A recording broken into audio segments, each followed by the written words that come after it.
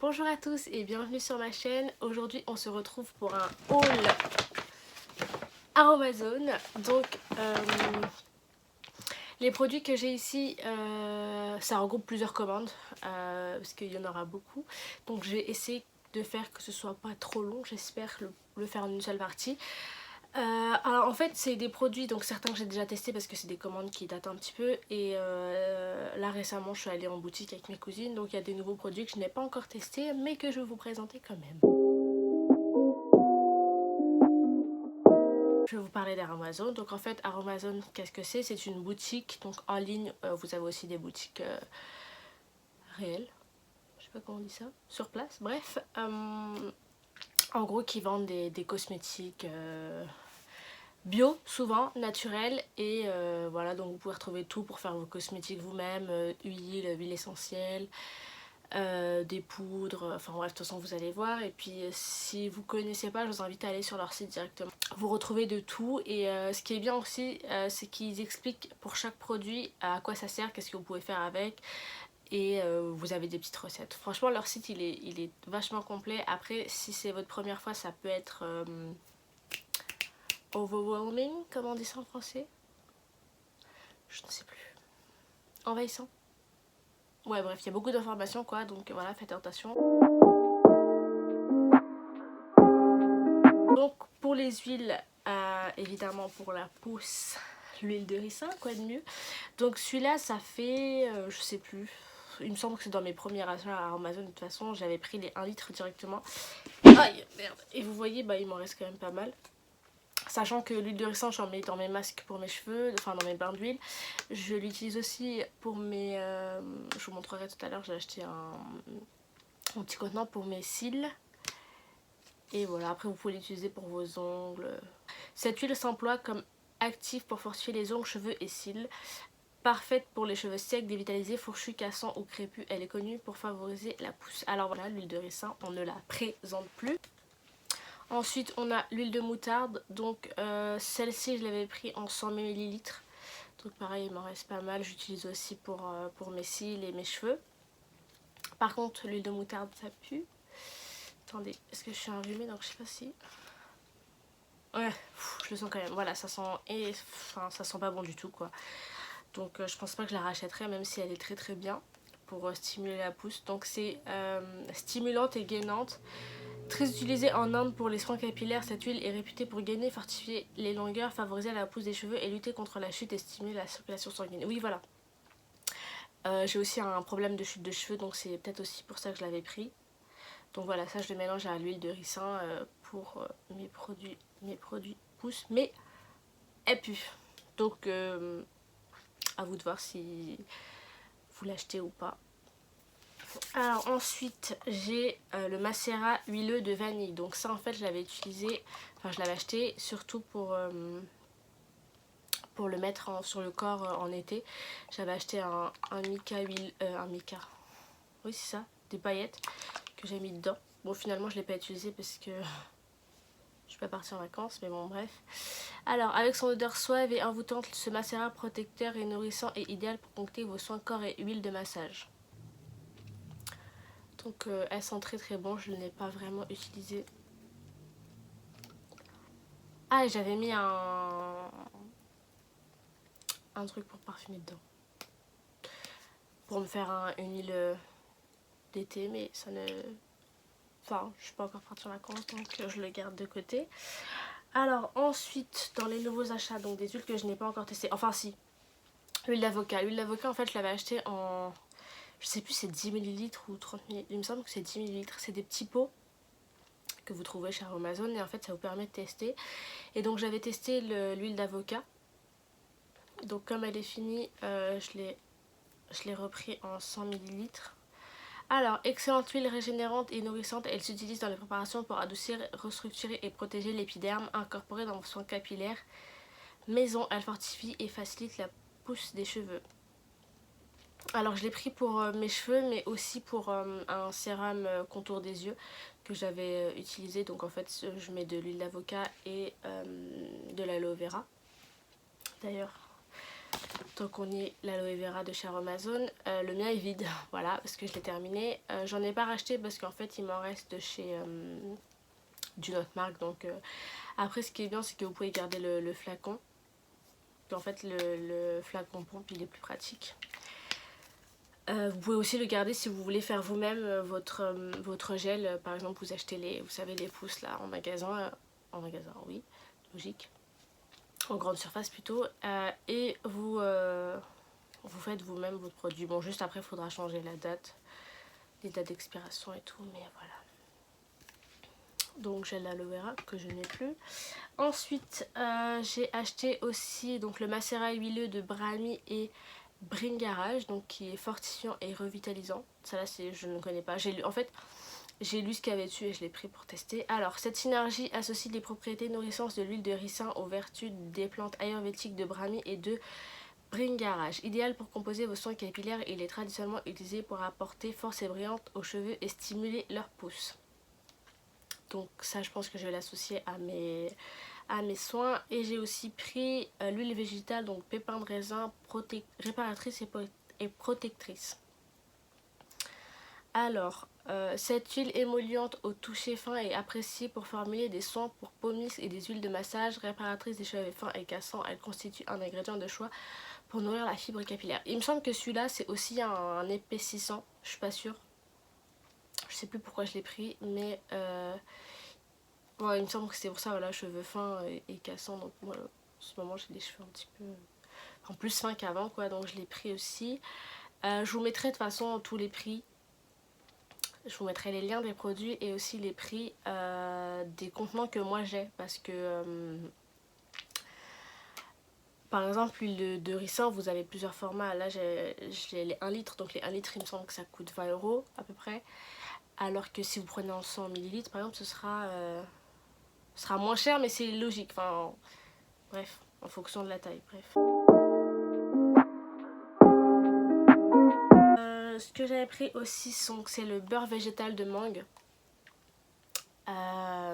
J'ai commencé à l'utiliser. Ça fait un moment que je l'ai d'ailleurs. Il ne sent absolument pas la mangue. Voilà, donc bon, j'étais un peu déçue sur ça, mais bon, c'est pas grave. Au final, du coup, c'est un fortifiant et protecteur. Moi, j'utilise surtout pour mes zones sèches, donc notamment les pieds. J'en mets aussi des fois un petit peu sur mes cheveux. C'est un très bon hydratant. Après, c'est un peu chiant à utiliser parce qu'en fait, c'est des petits granulés, on a l'impression. Enfin, c'est solide, hein. Mais en fait, vous le prenez, vous le faites fondre au creux de votre main et après, vous l'appliquez. Ou alors, si vous voulez, vous le mettez en bain-marie et je pense qu'il devient liquide. Mais je trouve que ça sert pas à grand chose puisque généralement, j'utilise pas tant que ça. Le masque capillaire. Donc en fait, c'est une base neutre. C'est-à-dire qu'en fait, vous pouvez... Enfin, leur base neutre, c'est quoi? C'est un produit, vous pouvez l'utiliser tel quel, mais vous pouvez également associer, donc vous mettez vos actifs, vos huiles, enfin bref, vous en faites un petit peu votre sauce. Moi, je l'ai mis dans un... J'ai testé qu'une seule fois, je l'ai mis quand j'ai fait un masque aux poudres. Franchement, pour l'instant, j'ai pas encore d'avis, je pense que j'utiliserai... Je sais pas si je suis enrhumée ou quoi, mais il a pas d'odeur particulière. Enfin, il y a une petite odeur, mais je saurais pas vous dire quoi. C'est pas ouf, mais bon, c'est pas... J'utiliserai un masque pour vraiment voir si on voit la différence donc après shampoing. Alors, véritable base de soin pour vos cheveux, ce masque neutre enrichi en huile végétale de jojoba, de ricin et en beurre de karité lisse et nourrit les cheveux en leur apportant brillance et souplesse. Donc voilà, je l'ai pris en 200 ml, il me semble que vous l'avez en 500 et vous l'avez aussi en tout petit si vous voulez le tester. Moi comme j'en ai entendu que du bien et que de toute façon mon ancien masque se finissait, bah je me suis dit pourquoi pas. Alors ensuite en test également j'ai pris du vinaigre naturel, donc de fleurs de coco et de grenade. Alors ceci, qu'est-ce que c'est? Alors les deux c'est du 250 ml. En fait c'est des vinaigres.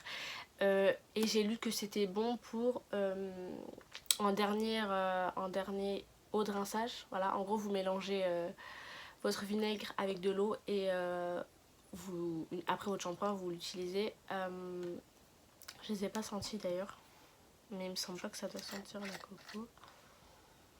Ça sent le vinaigre. Bon. Voilà, donc après aussi vous pouvez l'utiliser en alimentaire, voilà, cosmétique et alimentaire. Personnellement moi je l'ai pris que pour mes cheveux. Après la différence entre les deux, donc celui-là c'est brillance et douceur, celui-là c'est protection et brillance. Donc voilà, j'utiliserai l'un après l'autre, je vous dirai. Quand on les utilise on ne sent pas le vinaigre après, donc à voir. On va passer aux poudres. Alors dans la vidéo précédente il me semble que j'avais déjà présenté donc le riz en poudre micronisé que moi j'utilise pour en huile, non, en poudre matifiante pour mon teint, en matifiant visage, mais c'est un matifiant, si vous avez les cheveux gras vous pouvez faire votre propre shampoing, etc., etc. Je vous laisserai lire tout ce qu'on peut faire avec. Moi j'avais pris la poudre de Cachour Chourgandi fortifiant et stimulante. Alors celui-là il me semble que j'avais pris pour épaissir les cheveux et aussi pour la chute. Alors je vais vous dire. Cette poudre issue de la tradition ayurvédique s'utilise dans vos préparations pour fortifier, embellir les cheveux et stimuler leur pousse. Elle ne fonce pas les cheveux clairs et son odeur fraîche laisse une chevelure délicate et parfumée. Tu vois, j'étais persuadée que c'était pour le volume. Bref, il me semble que j'ai vu l'info quelque part. Après, ils écrivent pas forcément tout là-dessus. Enfin, sur le paquet, sur le site, c'est beaucoup plus détaillé. J'avais pris 100 grammes. J'utilise pour avant shampoing. Je mélange plusieurs poudres avec de l'eau chaude. Vous mélangez. Donc après pour les poudres, ce qu'il faut faire attention, c'est que c'est volatile. Donc il faut faire attention. Certaines sont plus dangereuses que d'autres. Et il faut le mélanger, donc pas avec un truc en fer, mais préfère donc le bois ou le plastique, parce qu'en fait ça altère en fait les propriétés. Donc voilà. Après pour l'odeur, c'est pas désagréable, mais c'est pas ouf non plus. Cette poudre là en fait, même quand je fais des mélanges avec d'autres poudres, c'est celle-là au final que mes cheveux ils sentent cette poudre là après en fait. Même après shampoing ça sent. C'est pas désagréable. Ensuite j'avais pris pour tester, je l'avais pris en... ce n'est plus écrit, en 15 grammes j'avais pris de la poudre d'Amla. Tonique et régénérante. Alors en fait l'étiquette elle est plus petite puisque c'est des petits sachets, c'est des petits sachets comme ça. Bon celui-là encore c'est du 30 grammes donc c'est encore plus gros. Mais pareil, je vous laisse aller lire les bienfaits. Celle-là, pourquoi je l'ai pris en petit? Parce que il me semble qu'ils disent qu'à force, la poudre d'Amla, elle a tendance à colorer les cheveux ou voilà, donc je voulais pas prendre le risque. Il me semble que c'est pour les cheveux clairs, donc de toute façon je suis même pas concernée. Mais voilà, faites attention parce que certaines poudres elles peuvent être colorantes. Tonique et régénérante, l'Amla, je sais plus.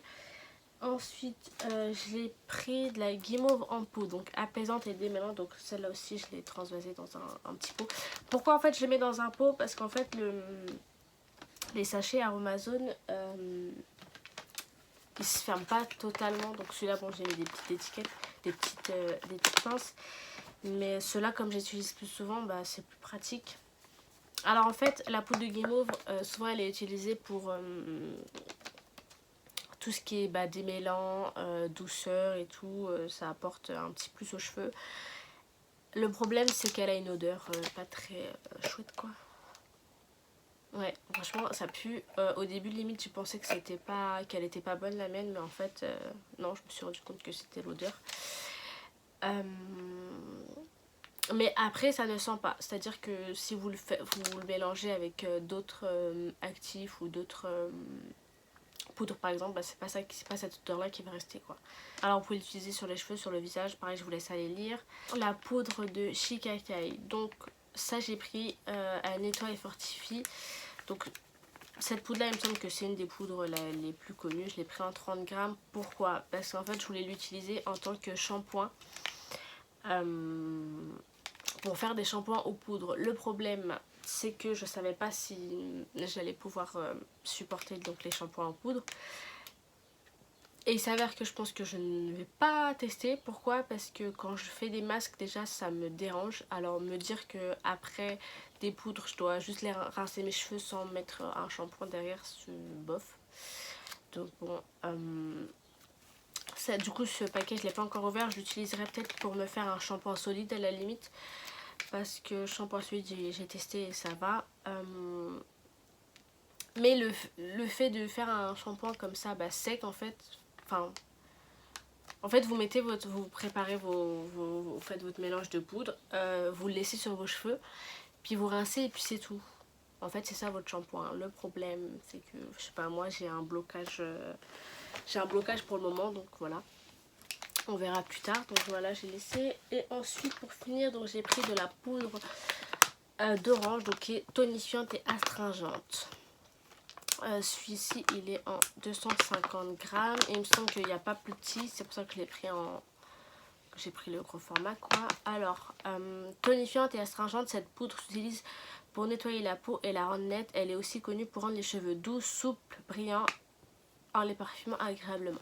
Alors pour le parfum personnellement j'ai pas remarqué parce qu'en fait comme je l'ai dit je le mélange à la poudre de Kashour Chougandhi et finalement mes cheveux ils sentent la poudre de Kashour Chougandhi. Pour le visage pareil je n'utilise pas parce que j'ai un savon à l'orange. Voilà, pour les poudres pour l'instant c'est ça que j'ai. Après moi je préfère en avoir 2-3 pour faire des mélanges ensemble et voilà. Après vous pouvez en acheter qu'une, 2 ou 3 et puis après vous testez d'autres si celles-ci vous conviennent pas. Moi pour l'instant ça va, je trouve que quand je fais un masque aux poudres